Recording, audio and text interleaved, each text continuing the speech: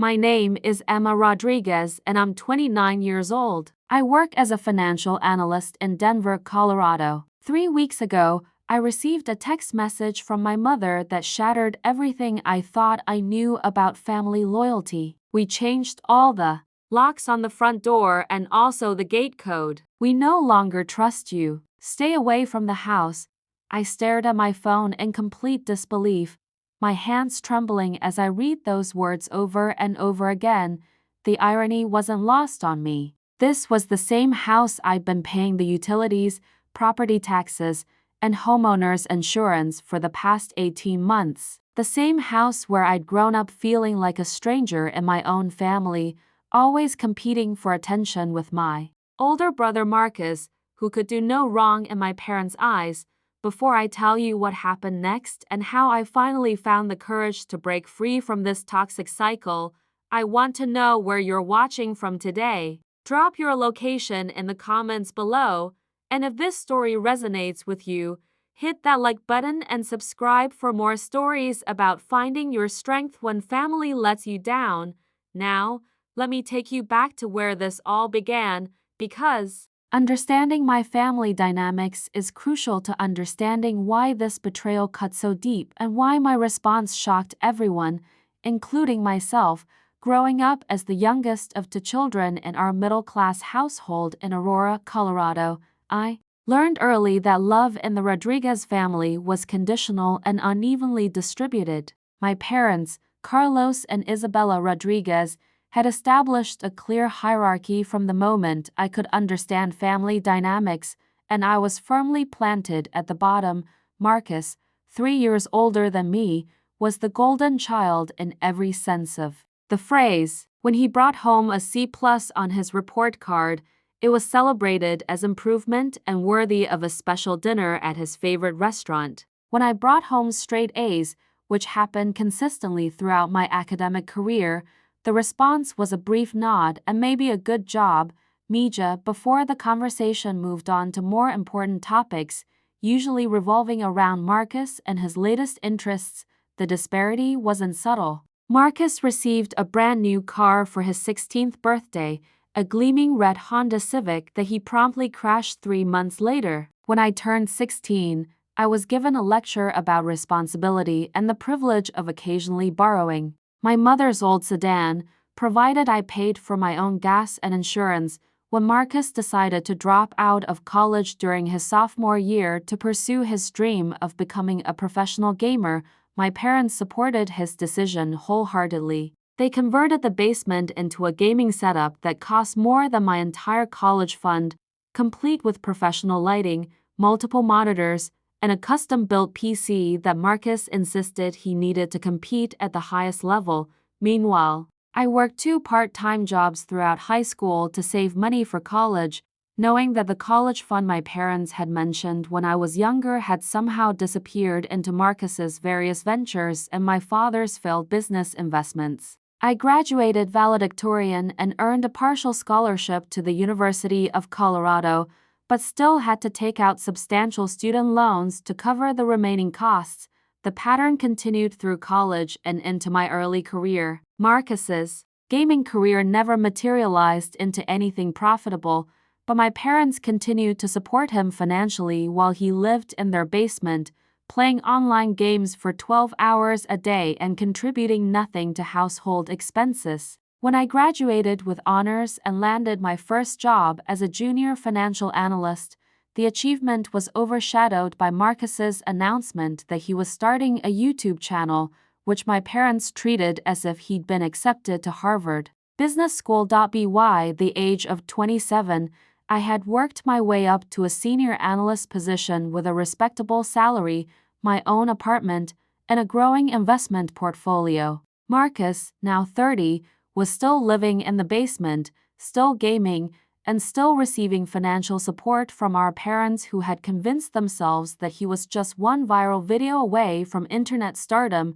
the crisis that would eventually lead to my financial entanglement with my parents began 18 months ago when my father's construction business collapsed. A series of bad contracts, clients who refused to pay, and my father's poor financial management had left my parents drowning in debt. They were facing foreclosure on the family home, a modest 3-bedroom ranch that had been in our family for over 15 years. The house itself wasn't particularly valuable, but it held sentimental significance as the place where my grandparents had lived before they passed away 5 years earlier. My grandmother, in particular, had always shown me the love and attention that my parents reserved for Marcus. She used to tell me stories about her own struggles with family favoritism and would slip me $20 bills with a wink, telling me to save for my future because sometimes you have to be your own family, Mija. When my parents tearfully confessed their financial situation during one of our monthly family dinners,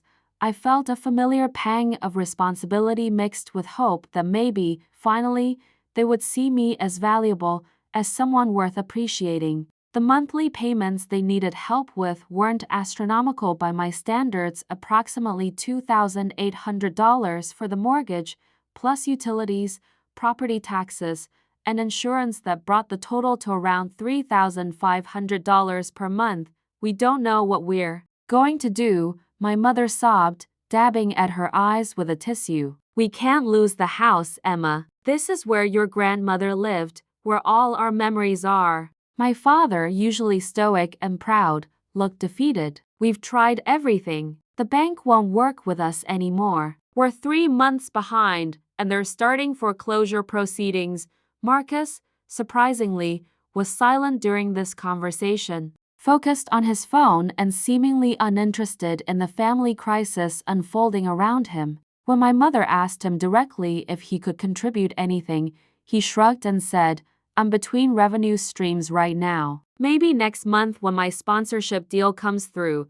I knew there was no sponsorship deal. There hadn't been a sponsorship deal in the 2 years since Marcus had started his YouTube channel, which had fewer than 200 subscribers and videos that rarely broke double-digit view counts. "I can help," I heard myself saying, the words tumbling out before I'd fully considered the implications. "I can cover the monthly expenses until you get back on your feet." The relief on my parents' faces was immediate and overwhelming. My mother started crying harder, but these were tears of gratitude. My father actually hugged me, something he hadn't done since I was a small child.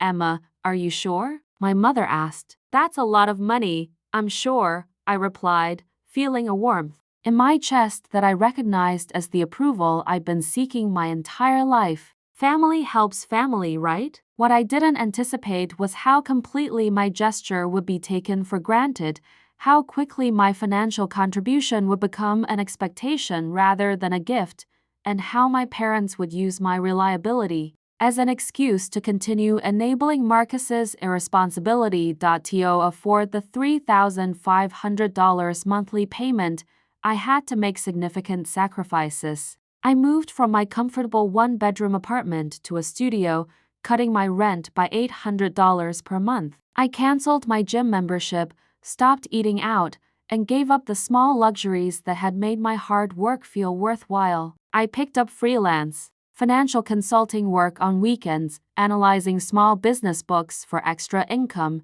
The most painful sacrifice was postponing my dream of buying my own home. I had been saving diligently for a down payment and had nearly reached my goal when the family crisis hit. Instead of shopping for my own place, I was now financially tethered to my childhood home, subsidizing the same family dynamics that had made me feel invisible for most of my life.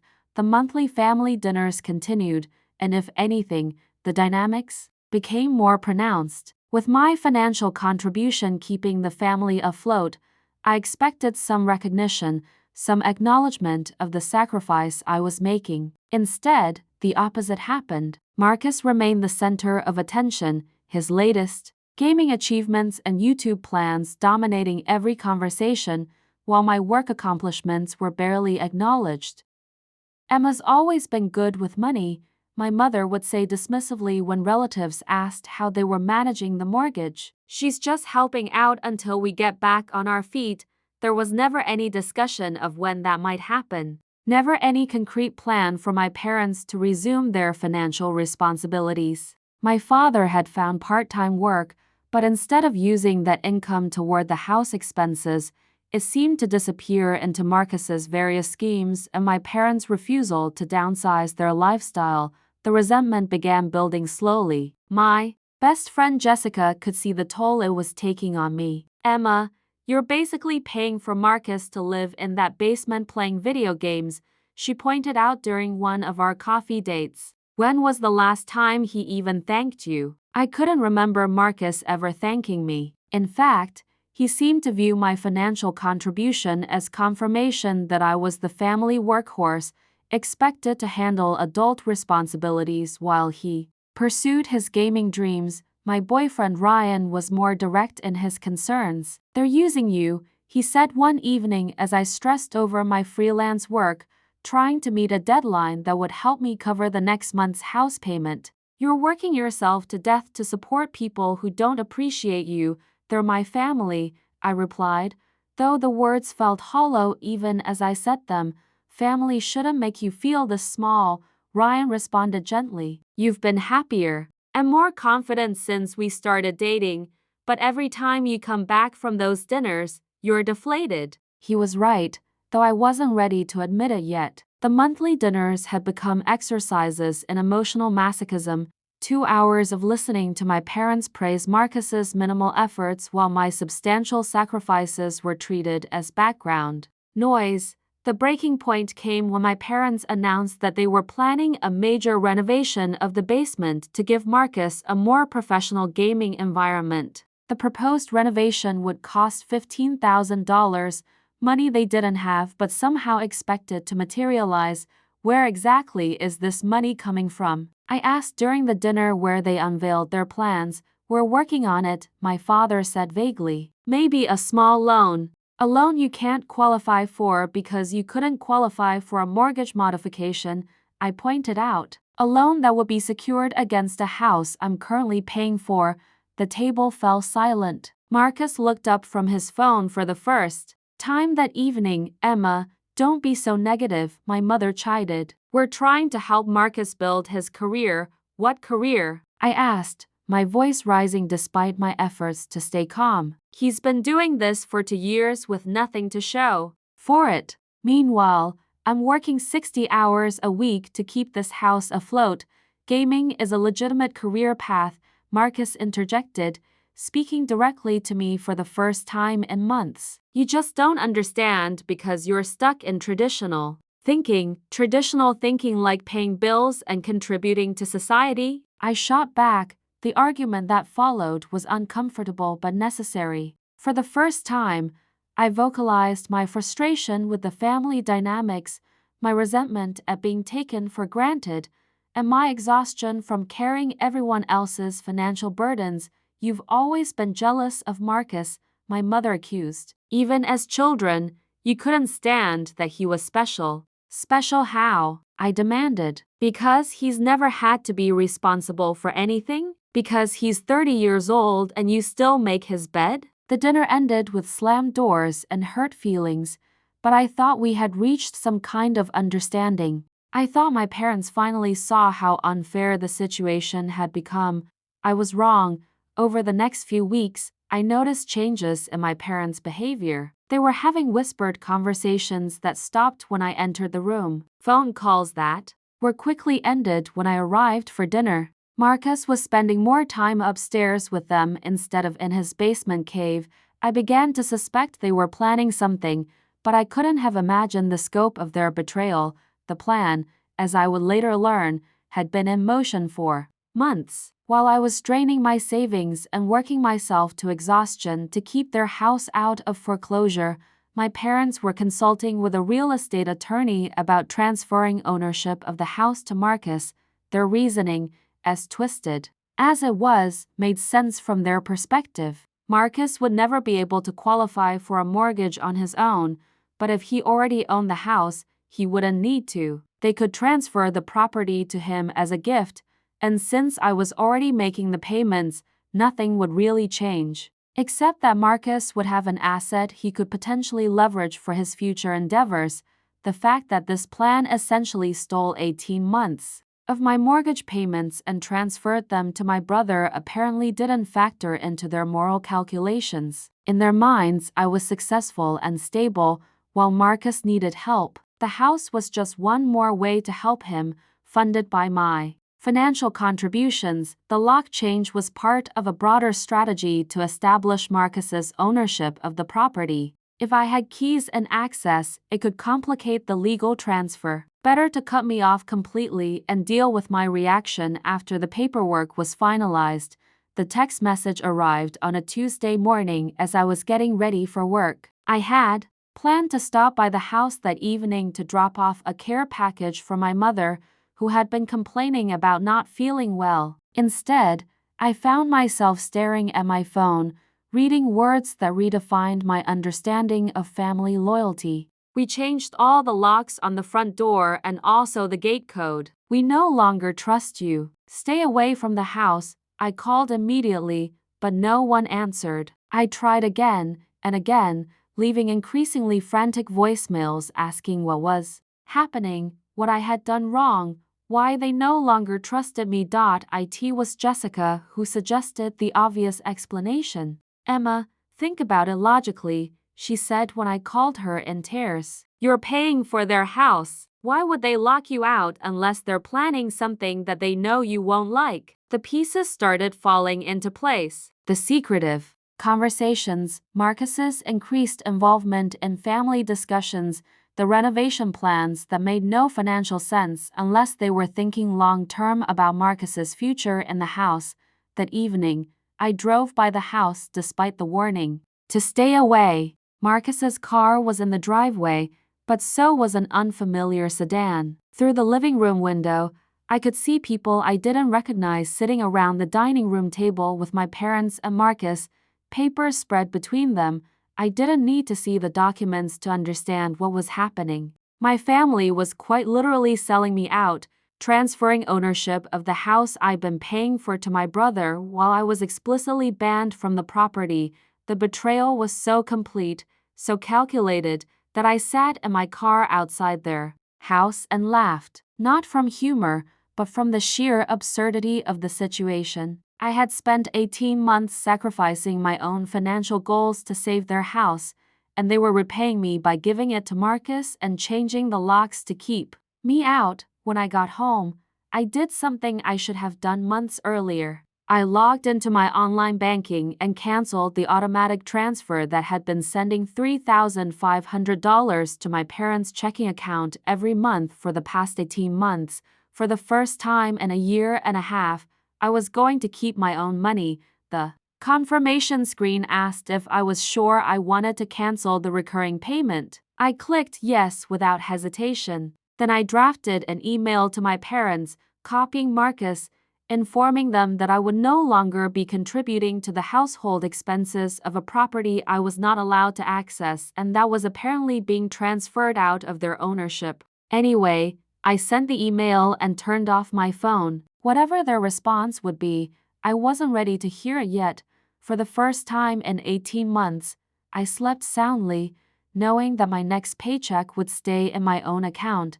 The silence lasted exactly 3 days. On Friday evening, my phone began buzzing with missed calls and voicemails. When I finally listened to them, the progression from confusion to panic to anger was almost comical.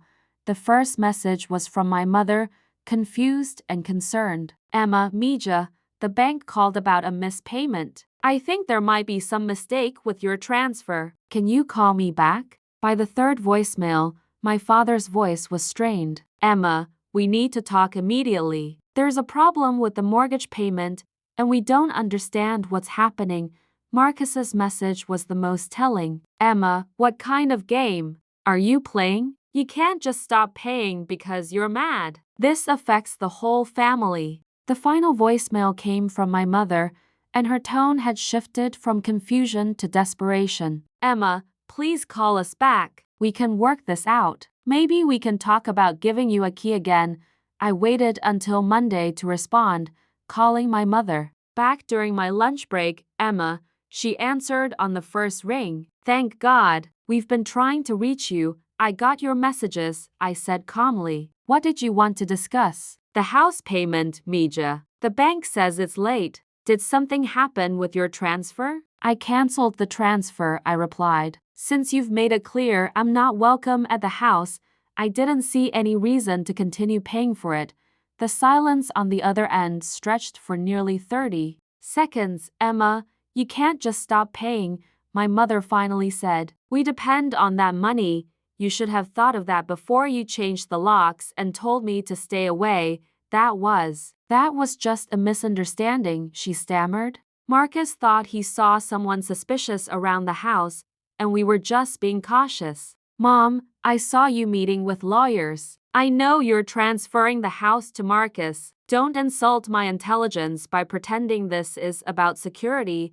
Another long silence. How did you? Who told you that? Nobody told me. I figured it out myself. I'm a financial analyst, remember? I can recognize a real estate transaction when I see one. My mother's voice became pleading. Emma, we can explain everything. Why don't you come over for dinner this Sunday and we'll talk about it as a family? Will I need the new gate code? I asked. Of course not. We'll give you the code. And will Marcus still be getting the house? The pause told me everything I needed to know. Emma, it's complicated. Marcus needs stability, and you're doing so well in your career, I see. So I should continue paying for a house that you're giving to Marcus because he needs stability, while I'm apparently stable enough to sacrifice my own financial goals indefinitely. That's not how we see it, my mother protested weakly. That's exactly how you see it, Mom. And it's exactly what you've been doing for the past 18 months. I ended the call and immediately blocked my parents' numbers. Then I blocked Marcus. I wasn't ready for the guilt trips and manipulation I knew would follow.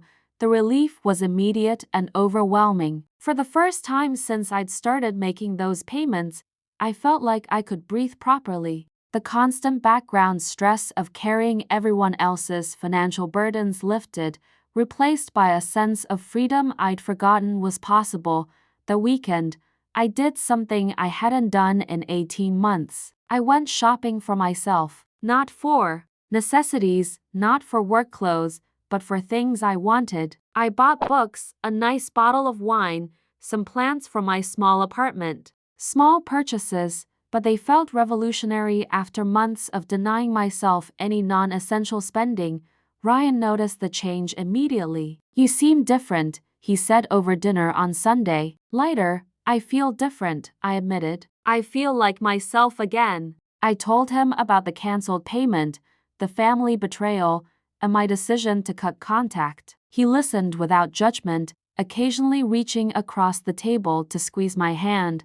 I'm proud of you, he said when I finished. I know that couldn't have been easy. It was terrifying, I said, but also liberating. I spent so many years trying to earn their love and approval, and I finally realized it's not for sale. Or rather, it's for sale, but the price is my dignity and financial security.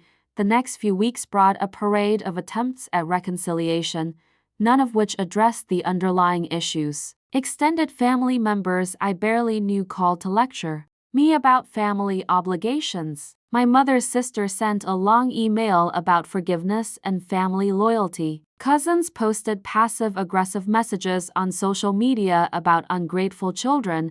Through it all, I maintained my boundaries. I had learned to recognize manipulation tactics thanks to some emergency therapy sessions with Dr. Sarah Martinez, who helped me understand that my response was not only appropriate but psychologically healthy. What you're describing is a classic scapegoat golden child dynamic, Dr. Martinez explained during our third session. You were assigned the role of the responsible one who fixes everyone else's problems, while Marcus was allowed to remain irresponsible because you would always be there to pick up the slack. So, I enabled it, I said, feeling guilty. You survived it, she corrected. Children don't choose their family roles, but adults can choose to step out of them, which is exactly what you've done.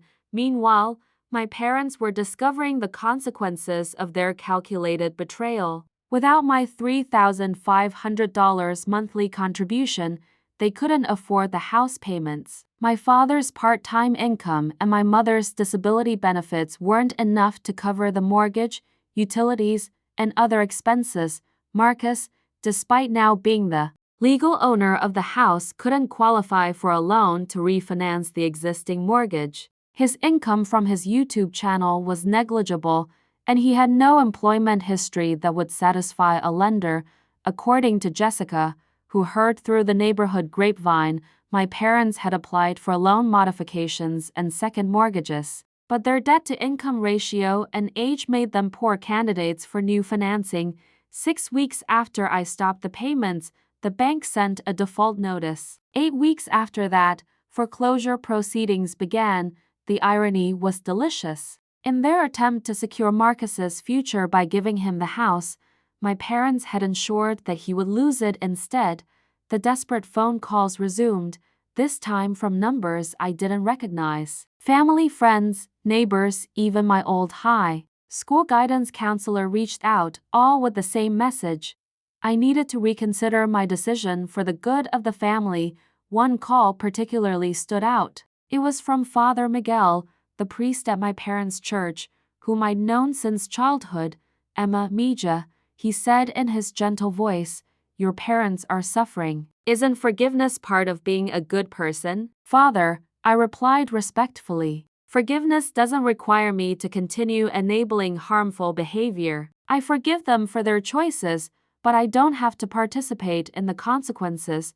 But they could lose their home, he pressed. They lost their home the moment they decided to transfer it to Marcus while expecting me to pay for it. They made their choice. Now they get to live with it. Even the priest couldn't argue with that logic. As the foreclosure process moved forward, my own life began to flourish in ways I hadn't expected. Without the burden of the monthly house payment, I was able to rebuild my savings quickly. I moved back into a one-bedroom apartment, joined a gym, and started taking the cooking classes I'd always wanted to try. More importantly, I began to rediscover who I was outside of my family role. I was funny, it turned out, with a dry sense of humor that my friends appreciated. I was creative, taking up watercolor painting as a hobby. I was social, making new friends through work and my cooking classes. Ryan and I grew closer as I became more confident and self-assured. I feel like I'm meeting you for the first time, he told me one evening as we walked through downtown Denver. The real you, not the person who was carrying everyone else's problems. 3 months after stopping the payments, I received a text from an unknown number. It was Marcus. The house is going into foreclosure. Are you happy now? I stared at the message for a long time before responding. I'm not happy about the foreclosure. I'm happy that I'm no longer responsible for fixing problems I didn't create. His response came quickly. You're destroying the family. The family destroyed itself when you all decided I was valuable only for my money. I blocked that number too. The house sold at auction for months later. According to the real estate websites I occasionally checked, it went for significantly less than the remaining mortgage balance, meaning my parents would still owe money to the bank even after losing the property. The new owners were a young family with 2 small children. I drove by once and saw them playing in the front yard, hanging Christmas lights, turning the house into a home filled with love and laughter instead of manipulation and resentment. It should have made me sad, but instead, I felt relief. The house that had symbolized my family's dysfunction was now home to people who would presumably treat each other with kindness and respect.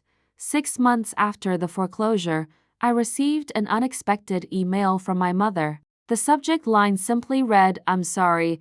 The message was longer than any communication I'd ever received from her, and for the first time, it seemed to acknowledge the real issues instead of trying to manipulate me into resuming my role as the family savior. Dear Emma, it began, I don't expect you to respond to this, but I need to say some things that have been weighing on my heart.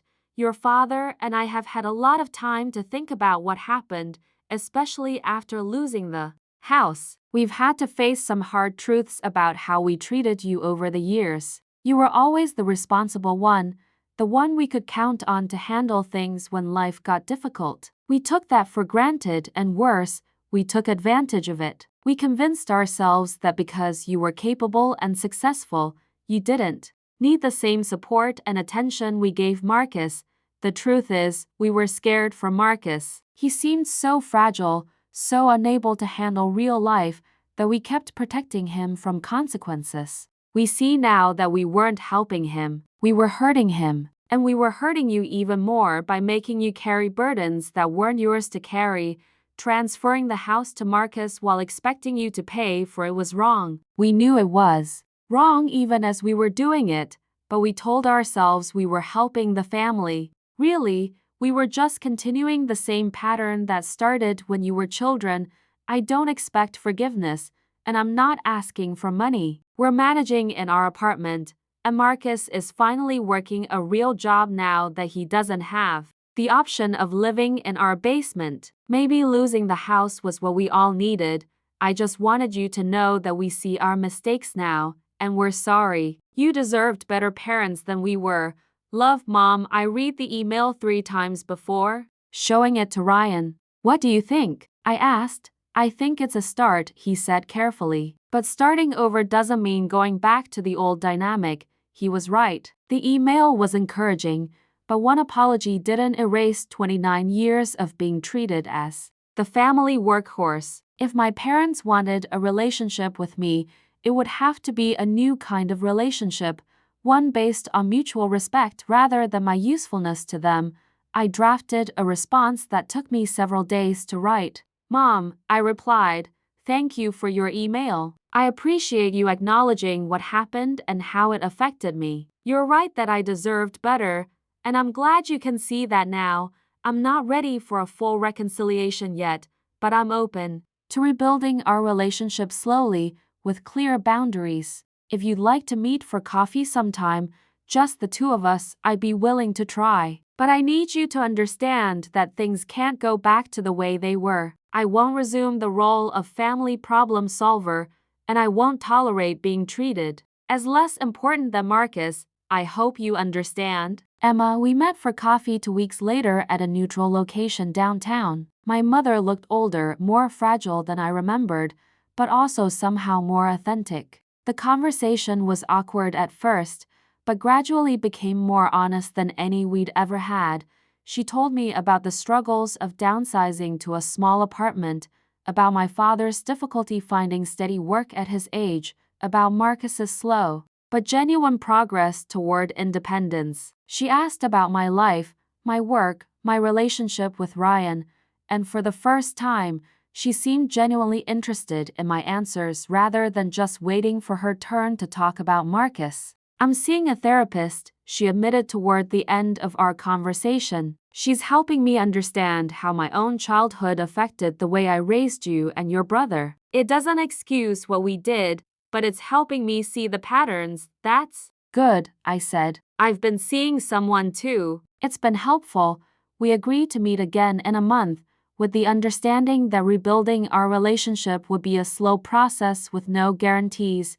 A year after I stopped making those house payments, my life has transformed in ways I never expected. I'm no longer the exhausted, resentful person who worked herself to death trying to earn love that was freely given to someone else. I'm confident, financially stable, and surrounded by people who value me for who I am, not what I can provide. Ryan and I moved in together 6 months ago, splitting expenses equally and making decisions as partners. We're talking about buying a house together, something I never thought I'd be able to afford while I was subsidizing my family's lifestyle.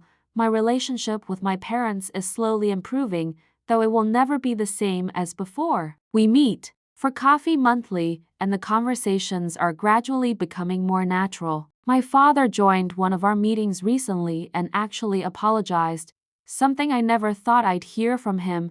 Marcus and I have exchanged a few text messages, mostly related to coordinating visits with our parents. He's working as a customer service representative at a tech company and seems to be slowly accepting adult responsibilities. I don't know if we'll ever be close, but the toxic dynamic that defined our childhood has finally been broken. The most surprising change has been in how I see myself. For years, I defined my worth through my usefulness to others, particularly my family. Now I understand that my value comes from who I am as a person, not what I can do for other people. I've learned to say no without guilt, to prioritize my own needs without feeling selfish, and to recognize manipulation before it can take root. These skills have improved not just my family relationships, but my friendships, my romantic relationship, and even my professional life. Dr. Martinez helped me understand that healthy relationships require reciprocity and respect. Love shouldn't come with the expectation of constant sacrifice, and family shouldn't be a one-way flow of resources from the responsible members to the irresponsible ones. Sometimes I wonder what would have happened if I'd never found the courage to stop those payments. I'd probably still be working myself to exhaustion, postponing my own dreams to fund Marcus's basement lifestyle, accepting crumbs of approval in exchange for thousands of dollars in monthly support. The thought terrifies me more than the confrontation ever did. If you were in a similar situation, if you're the family member who always fixes everyone else's problems while your own needs go unmet, I want you to know that it's okay to step back. It's okay to prioritize your own well-being. It's okay to demand respect and reciprocity in your relationships. You don't have to set yourself on fire to keep other people warm. Real love doesn't require you to sacrifice your own stability and happiness for someone else's comfort. The decision to stop enabling my family's dysfunction was terrifying, but it was also the most liberating choice I've ever made. It taught me that sometimes the people who claim to love you the most are the ones who benefit most from keeping you small and compliant. Breaking free from that dynamic doesn't make you selfish or ungrateful. It makes you strong. Have you ever had to make a difficult choice between family loyalty and self-respect? How did you find the courage to put yourself first when everyone expected you to sacrifice for others? Share your story in the comments below. If this story resonated with you, please hit that like button and subscribe for more content about setting boundaries, recognizing manipulation, and reclaiming your worth. Don't forget to share this video with someone who might need to hear that their value isn't determined by how much they sacrifice for others. Thank you for listening to my story, and remember, you deserve relationships that lift you up, not tear you down. You deserve love that doesn't come with a price tag, and you deserve to put yourself first sometimes. Your worth isn't measured by your usefulness to others, but by your willingness to honor your own needs and values. Don't let anyone convince you otherwise. 2 years have passed since I made that life-changing decision to stop funding my family's dysfunction, and today I'm writing this update from the living room of the house Ryan and I just bought together. As I look around at our shared space filled with furniture we chose together, books we both love, and photos from trips we've taken, I'm struck by how different my life looks now compared to that desperate woman who used to work 60-hour weeks just to keep other people afloat. The house hunting process itself was a revelation. For the first time in my adult life, I was making a major financial decision based on what I actually wanted, not what I could afford after supporting everyone else. We found a charming 2-bedroom craftsman in a quiet neighborhood with a garden, where I've started growing vegetables, and a home office where I can work on the financial consulting business I launched 6 months ago. Yes, you heard that right, I finally took the leap into entrepreneurship. All those weekend hours I used to spend on freelance work to cover my parents' expenses gave me the skills and confidence to realize I could build something of my own. Rodriguez Financial Consulting now has 12 regular clients, and I'm booked solid through the end of the year. The irony isn't lost on me that the financial skills I developed while trying to solve my family's money problems became the foundation for my own independence. Ryan proposed 3 months ago, and planning our Wedding has been another exercise in healthy boundaries. When my mother suggested we invite the entire extended family, including relatives who had called to lecture me about abandoning the family during the house crisis, I calmly explained that our wedding would be small and intimate, limited to people who had supported us during difficult times. But what will people think? She asked, falling back into old patterns of worrying about appearances over authentic relationships. They'll think we know the difference between people who love us and people who judge us, I replied. The guest list stands at 42 people, each one someone who has shown up for us when it mattered. The absence of certain family members will be noticeable, but their presence would have been a distraction from celebrating the love Ryan and I have built together. Marcus and I have developed what I'd call a cordial sibling relationship. He's been working steadily for 18 months now and recently moved into his own apartment, a studio, but it's his. He sent me a text message on my birthday last month. Thanks for not giving up on the idea that I could grow up. I know I made it harder than it needed to be.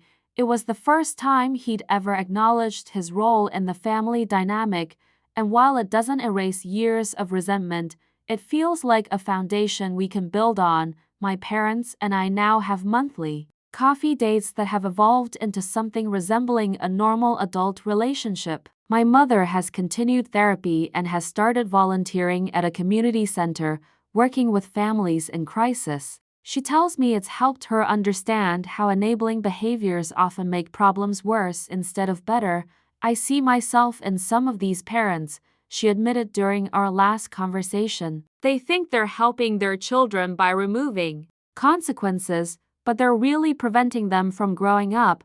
My father has been the slowest to change, but even he's made progress. He found full-time work as a project manager for a smaller construction company, and for the first time in years, he talks about his job with pride instead of frustration. He's also started taking Spanish classes, something he's always wanted to do but never had time for when he was running his own business into the ground. The most unexpected development has been my relationship with my late grandmother's memory. While going through old photo albums recently, I found a letter she'd written to me shortly before she died, which my mother had apparently forgotten to give me. In it, she wrote, "Mi querida Emma, I see so much strength in you, but I worry that your family sees only your usefulness. Remember that you are valuable for who you are, not what you can do for others. Sometimes the most loving thing you can do is let people face the consequences of their choices." I learned this too late with my own children. Don't make my mistake. Reading those words felt like receiving permission from beyond the grave to prioritize my own well-being. My grandmother had seen the family dynamics more clearly than anyone, and she tried to prepare me for the difficult choices I'd eventually have to make. I've also been working with Dr. Martinez to understand why I stayed in that dysfunctional pattern for so long. We've traced it back to childhood messages about my worth being tied to my helpfulness, and we've worked on developing what she calls healthy selfishness, the ability to put my own needs first when necessary without feeling guilty about it. You've spent so many years being hyper-responsible for other people that normal self-care feels selfish to you, she explained. Learning to take care of yourself isn't selfish, it's necessary. This lesson has transformed more than just my family relationships. At my old job, I used to volunteer for every difficult project, work through weekends without compensation, and say yes to responsibilities that weren't mine. I thought this made me valuable, but it actually made me a convenient target for other people's poor planning. Now, running my own business, I've learned to set clear boundaries with clients, charge what I'm worth, and maintain a work-life balance that protects my mental health. Ironically, being less available has made me more respected, not less. Ryan has been my partner through all of this growth, never trying to rush my healing process or push me toward forgiveness before I was ready. He's shown me what it looks like to be loved for who I am rather than what I can provide, and he's created space for me to become the person I was meant to be before family dysfunction shaped my identity. You know what I love most about you? He told me recently as we were painting our bedroom. You're finally comfortable taking up space. You used to apologize for having opinions or needs. Now you just exist fully without making yourself smaller for other people's comfort. He was right. I no longer apologize for my success, minimize my achievements, or defer to other people's comfort at the expense of my own truth. I've learned that boundaries mean they're necessary for healthy relationships. The wedding planning has reinforced these lessons. Every decision has been an opportunity to practice prioritizing our desires over other people's expectations. We're having a small ceremony in a botanical garden, followed by dinner at our favorite restaurant. No elaborate reception, no traditional elements that don't resonate with us, no compromises to please relatives who haven't earned a voice in our celebration. Some family members have expressed disappointment about the size and style of our wedding, but their reactions have become useful information about their priorities rather than sources of guilt for me. We wanted to celebrate with you. My aunt complained when she learned she wasn't invited. You can celebrate with us, I replied. Just not at our wedding.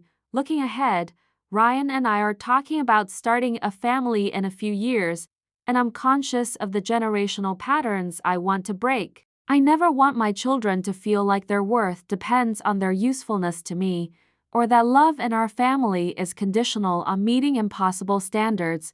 We're also planning to travel, something I never felt I could afford when I was supporting my parents. Next spring, we're taking a 2-week trip to Spain, my grandmother's homeland, to connect with that part of my heritage. It feels like completing a circle, honoring the woman who tried to teach me about self-worth even when her own children couldn't hear the message. My business is growing faster than I expected, and I'm considering hiring an assistant within the next year. There's something deeply satisfying about building something with my own skills and effort, knowing that every dollar I earn belongs to me and can be invested in my own future rather than someone else's dysfunction. The most profound change, though, has been internal. I wake up each morning knowing that my day belongs to me, that my energy will be spent on things I choose, and that my worth isn't determined by how much I sacrifice for other people's comfort.